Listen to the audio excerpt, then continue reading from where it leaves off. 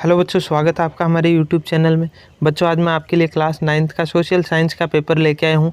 इससे पहले मैंने एक पेपर और अपलोड कर दिया। अगर उसको आपने नहीं देखा है तो उसका लिंक मैं आपको डिस्क्रिप्शन में दे रहा हूँ, वहाँ जाके आप देख सकते हो। इसके साथ मैं आपको बताना चाहूँगा कि आगे आने वाले जो पेपर हैं उन सब के मैं मॉडल पेपर डालने वाला हूँ। इन मॉडल पेपर्स में से आपकी कुछ क्वेश्चन आ रहे हैं, इसलिए ये आपके लिए काफ़ी ज़्यादा इंपॉर्टेंट है। तो वीडियो को बिना स्किप किए लास्ट तक देखें।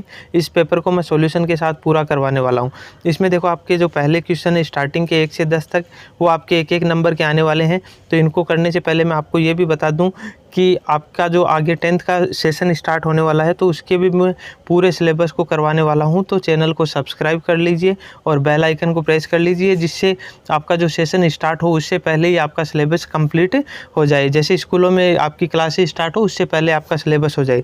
तो इसमें देखो, आपका जो पहला क्वेश्चन है, चर्च द्वारा किसानों से करों का एक हिस्सा वसूला जाता था तो इसको किस नाम से जानते थे। देखो, प्रत्यक्ष दे रखा है, टाइल दे रखा है और टाइड दे रखा है। टाइड दे रखा है ना।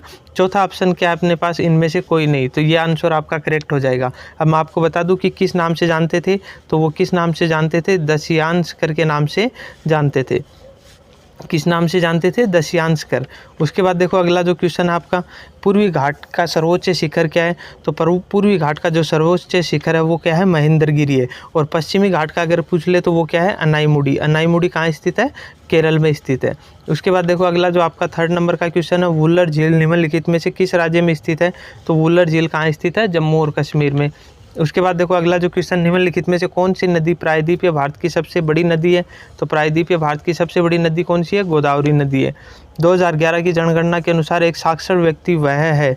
तो साक्षर व्यक्ति कौन सा है, देखो, जिसकी उम्र 7 वर्ष है तथा वह किसी भी भाषा को समझ के साथ पढ़ व लिख सकता है। मतलब ऐसा व्यक्ति या ऐसा बच्चा जो 7 साल से ऊपर का है और वह किसी भी भाषा को लिख सकता है, पढ़ सकता है और समझ सकता है। उसके बाद देखो, विश्व का सबसे बड़ा लोकतंत्र वाला देश कौन सा है। तो उसमें भारत विश्व का सबसे बड़ा लोकतांत्रिक देश है। उसमें देखो, भारत में मतदाता की न्यूनतम आयु कितनी है। तो मतदाता की न्यूनतम आयु कितनी है, 18 वर्ष। उसके बाद देखो, निम्नलिखित में से कौन राजनीतिक कार्यपालिका का एक हिस्सा होता है।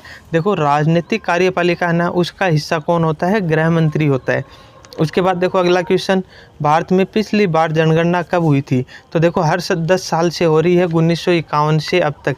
अब देखो, अपना जो लास्ट जनगणना हुई थी वो 2011 में हुई थी और कब होनी थी, 2021 में होनी थी। लेकिन कोरोना संकट के चलते हुए 2021 में जनगणना नहीं हो पाई। तो अंतिम बार जो जनगणना हुई थी वो कब हुई थी, 2011 में हुई थी। उसके बाद देखो, अंत्योदय अन्न योजना कब शुरू की गई थी। तो अंत्योदय अन्न योजना 2000 में शुरू की गई थी। कौन से महीने में, दिसंबर 2000 में।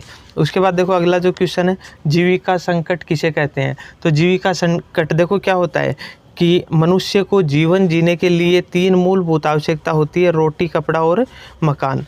रोटी, कपड़ा और मकान अगर ये नहीं मिलते तो मनुष्य क्या है, मनुष्य की जीविका है वो संकट में आ जाती है। तो मतलब ऐसी परिस्थिति जिसमें मनुष्य को जीवन जीने की मूलभूत इकाई के रूप में रोटी, कपड़ा व मकान नहीं मिल पाता, तो वो क्या कहलाता है, आपका जीविका संकट कहलाता है।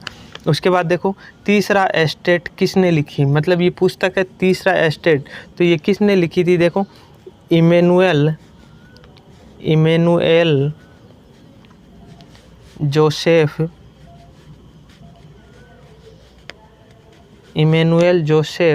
CS ने लिखी थी। मतलब ये जो पुस्तक थी इसके राइटर कौन है, इमैनुअल जोसेफ CS। उसके बाद देखो, अगला जो क्वेश्चन है आपका, अरावली व विंध्याचल की पहाड़ियों में कौन सा पठार स्थित है। तो यहाँ पे कौन सा पठार स्थित है, मालवा का पठार। कौन सा पठार है, मालवा का पठार। उसके बाद देखो, अगला जो क्वेश्चन है आपका, जन्म दर किसे कहते हैं। अब देखो, जन्म दर मतलब प्रति 1000 बच्चों पर, प्रति 1000 बच्चों पर जीवित बच्चों की संख्या, जीवित बच्चों की संख्या क्या कहलाती है, जन्म दर कहलाती है। जीवित बच्चों की संख्या क्या कहलाती है, आपकी जन्म दर कहलाती है। उसके बाद देखो, अगला जो क्वेश्चन है, लोकतंत्र क्या है। तो लोकतंत्र देखो क्या है, जनता का जनता द्वारा शासन। जनता का जनता के लिए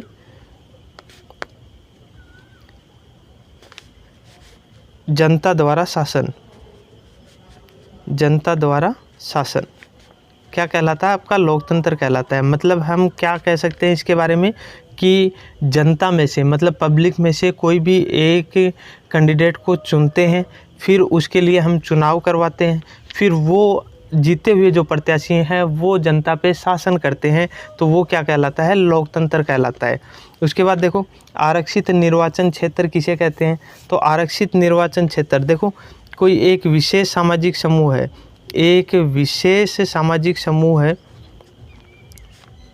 एक विशेष सामाजिक समूह के लिए, सामाजिक समूह के लिए आरक्षित क्षेत्र क्या कहलाता है? आरक्षित निर्वाचन क्षेत्र कहलाता है। मतलब कोई भी एक विशेष आरक्षित सामाजिक समूह है, जैसे कोई कैटेगरी होगी, एससी होगी, एसटी होगी, ओबीसी होगी, या फिर और कोई भी ऐसी कैटेगरी जो पिछड़ी के रूप में जानी जाती है, तो उसके लिए कोई क्षेत्र आरक्षित कर दिया तो वो क्या कहलाता है? आरक्षित निर्वाचन क्षेत्र कहलाता है। उसके बाद देखो अगला जो क्वेश्चन, साक्षरता दर सन 1951 में क्या थी और 2011 में कितनी साक्षरता दर है? तो देखो 1951 में क्या थी? मात्र 18%, मतलब 100 में से मात्र 18 लोग पढ़े लिखे थे, साक्षर थे। उसके बाद बात करें हम 2011 की, तो 2011 में कितनी है अपनी साक्षरता दर? 74% है, मतलब काफ़ी ज़्यादा वृद्धि हुई है। इसके बाद देखो अगला जो क्वेश्चन है, हिमालय की सबसे भारी श्रृंखला को जाना जाता है। तो हिमालय की जो सबसे भारी श्रृंखला है उसको किस नाम से जाना जाता है?